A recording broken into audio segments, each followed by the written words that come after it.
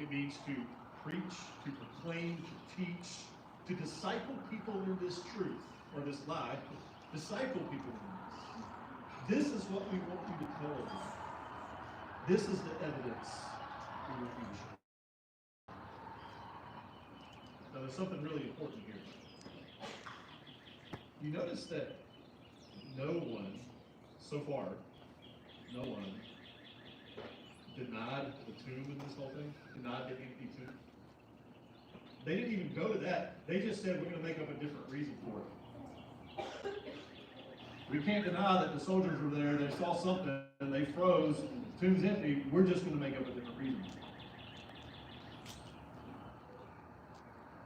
They made up a reason that was logical, that was reasonable, that was analytical. They made up a reason for the evidence in front of them. Why did they do that? Because they didn't like what the evidence actually meant. It went against everything they were fighting. The religious leaders wanted to spread this lie so much that they paid the soldiers to lie away, again, that questioned their bravery, their sense of beauty, their credibility. And that was even worse than saying they were truthful. Question the very core of who they are. In fact, if they lost the person they were assigned to guard, if they lost them, even if that guy was dead, all 12 of them would have been at risk to lose their life. Now, keep in mind, all 12, it just blows my mind. If this is the story they came up with, it's kind of what you hear when Matthew writes it. 12 elite Roman guards all fell asleep. All of them, okay, maybe a couple of them needed a nap, but all of them fell asleep, right? They didn't wake up while at least several disciples came, chiseled open the sill, rolled the stone back, and carried out Jesus. Right? They didn't wake up at all. None of them, not even one. And so really, what may even be suggested here is that in this story, what might have been thought of them, they neglected their duty because they, and this is different people's thoughts on this, but they might have thought that they were just really drunk, right? Which you don't do as a Roman soldier either, while you're on duty, right? So this is the picture that's going on. The religious leaders wanted that story spread so bad that they even said, hey, don't worry about it, we'll pay this, we got you covered, we'll take care of this with the governor, you're not going to be punished for telling the story. There's a second response.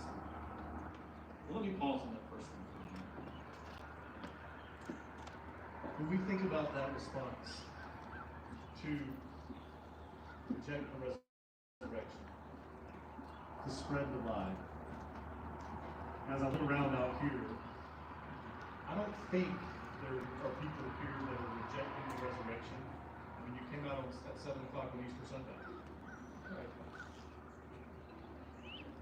And I don't think there are people here who are spreading lies about it. But are we talking about it? Or are we just remaining silent? Because it might cost us something. Or remaining silent because it might cost us a friendship. Or people think we're weird. Or people think, how can you believe that?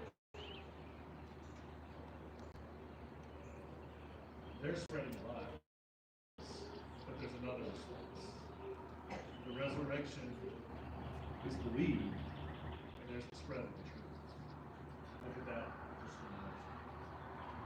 We saw it with the women, and we're going to talk more about that in the service later this morning, the services later.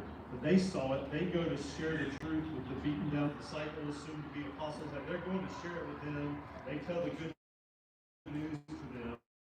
So the women get it. They go. They're the first ones to go share the gospel, right? To go share what had happened outside of the angel. To go share what had happened, right?